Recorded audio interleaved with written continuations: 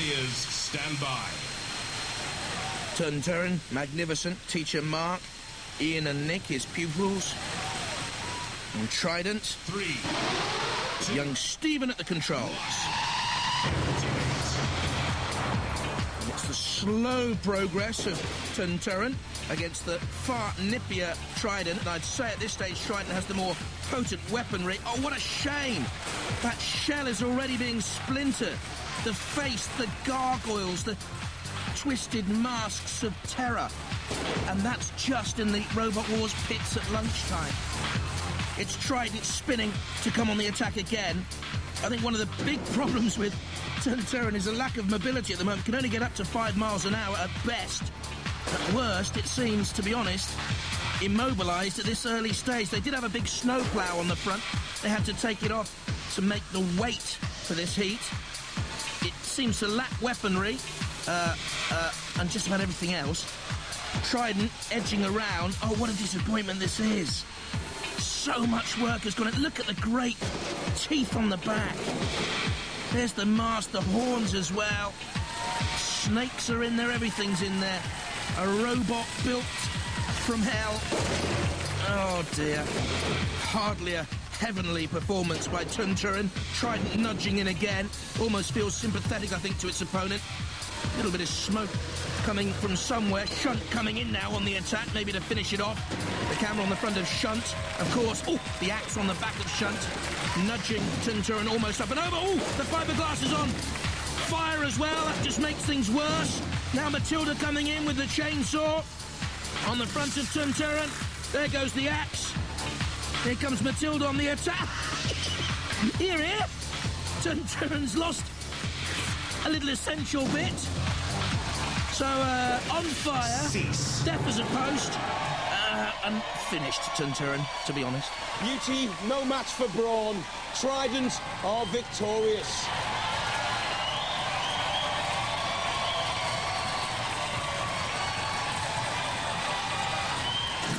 What happened? Lost all power. It just wouldn't go. After the initial We hit it, yeah, and then it stopped. For some reason it stopped. We don't know why yet. It's trying to get the shell off. and then the flames started licking out from between the ears and the eyes of the creatures that were on the robot. Well, it was designed for that. Yeah, art in the arena, that's what we like. Thank you very much for supplying that. Are you happy? Very happy, yeah. Happy to win, sad to destroy it. Yeah, it's so beautiful. Twn is just gorgeous. It was such a pity to destroy it. Yeah. Any damage that we should know about? The weapon seems to have stopped working. Yes, we did wonder if that was the case, because you weren't going for it with the weapon. I know, that's why I was just swinging the background and hitting it with that. That's all I could do. Well, go and fix it then. In the rubbish, Twn Twrn, Trident through, Scarab against Victor 2 next up. From Potter's Bar, Scarab. Sleek design, it'll beetle around the arena at only 8 miles an hour, though not quick. The jaws are hydraulic, the frame tubular steel, the 24-volt motors come from a wheelchair. Hi, my name's Martin Eves. I'm captain of Team Scarab. This is my teammate Andy, who'll tell you about Scarab. Our main weapon is these jaws, and between them we've got about 2.5 tons of pressure, so hopefully we're going to bite some things. And also we've designed it so if it gets flipped by a wedge it can be driven the other way up. From Surrey, Victor. Wakey, wakey! The main weapon's a Morning Star flail, 2 foot in length. The body shell's made of steel, powered by 2 wheelchair motors. Took 6 months to rebuild from the last series. Hi, I'm Guy, team captain, teammates Gareth and Kenneth. This is Victor, he fought in the last wars, still got scars from Matilda. It's the same frame but with a much improved weapon at the front, which now spins around and also goes forwards and backwards. This was Victor in the last wars. Damaged by Matilda, we heard. Running the gauntlet and straight into kill a lot.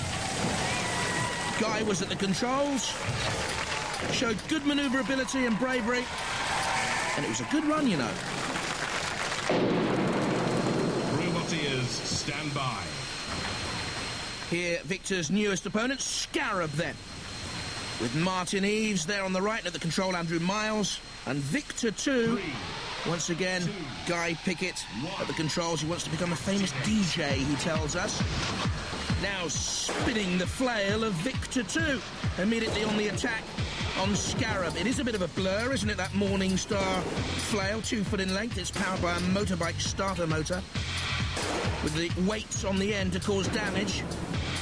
Little scene of that. Ooh, something came flying out there. I'm not too sure what it was. Let's have a look. Oh, it's the grill, the mesh. There, protecting the engine compartment of Victor 2. The house robots would have noticed the flail also seemed to be impaired there. Killalot just zooming in to see what sort of damage he can cause in the next few minutes, I would suggest. Oh, there's his lance immediately on the attack. But Scarab seems to be in trouble here on the arena pins. Claws are working, but there's no one with their paws on the remote controls.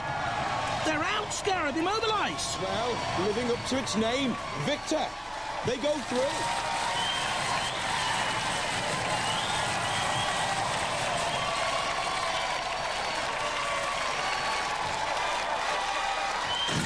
You got disabled, and it seemed to be about when you went on the spikes. Yeah, we can't see any holes. We had a look on the lathe, we can't see any holes, though. So. Really? Does it look like it went mad on those spikes? Yeah, and we can't see any holes in it, but I just didn't see the spikes. I just have to take the blame. You know, with those spikes, this is the point of the spikes, that you're not meant to be able to see them, but everyone really knows they're there. I know. It's like the other guy from Kilohertz saying, I forgot about the pit. Yeah. Yeah. Don't, you know, just don't do that. I mean, I know you've won, and congratulations, but do you think that's a bit too high because it's kind of looping around over the top? Well, it should have come down, tilted a bit further forward, we thought. Oh, it was designed to go down a bit further, but it didn't go down a bit further. Oh, let's go into a war and, forget about the enemy. Scarab, you sure? Victor 2 through. Psychokiller next up with Dreadnought.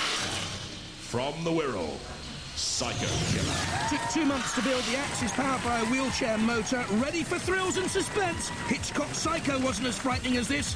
Coming, mother! Hello, we're Team Psychokiller. This is Martin, my son, Matthew Carroll, the pilot, and myself, Steve, the captain. This is our robot, Psychokiller.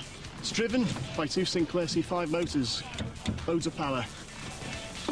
We've got this little toothpick, which we're open to drop it down and pincer up the front of the robot. If that fails, we're hoping he'll drive up, spin over, and land in a pit. From Nuneaton, Dreadnought. Using many parts from the old version of Dreadnought, this Robotwars vet returns with a new mechanism and motor for the forklift, a new body shell design. Opponents, your future hangs on the decision of Judge Dredd. Hello, I'm David. I'm fine. And this is our robot Dreadnought. We've been in 3 wars, it's our 3rd war.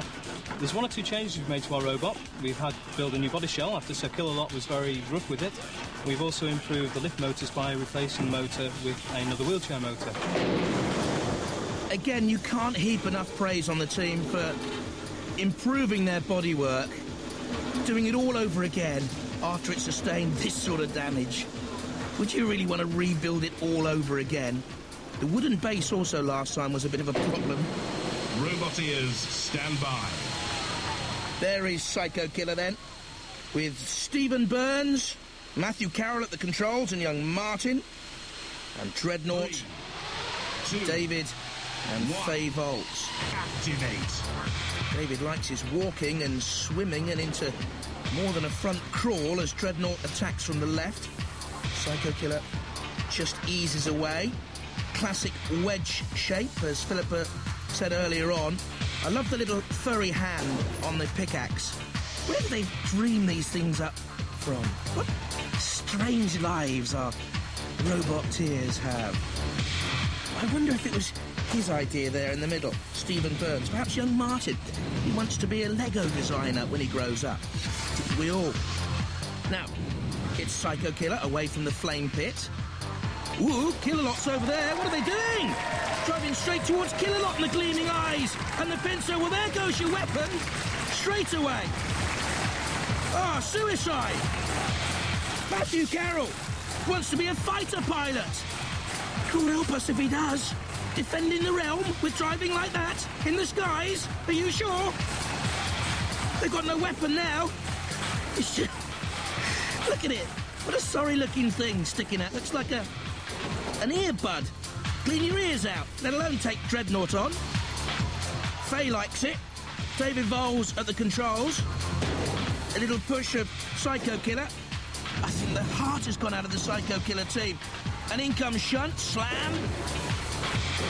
A little lift of the snowplow at the front of Shunt. Look at the damage on the side of Psychokiller as well.